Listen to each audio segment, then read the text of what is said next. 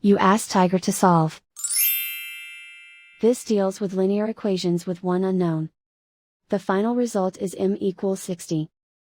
Let's solve it step by step. Group all constants on the right side of the equation. Add 8 to both sides. Simplify the arithmetic.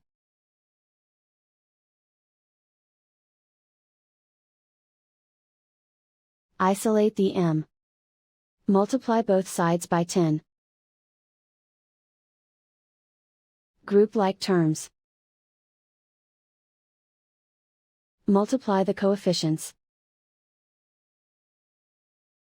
Simplify the fraction.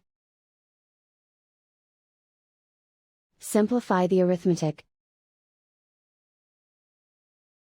And so the final result is m equals 60.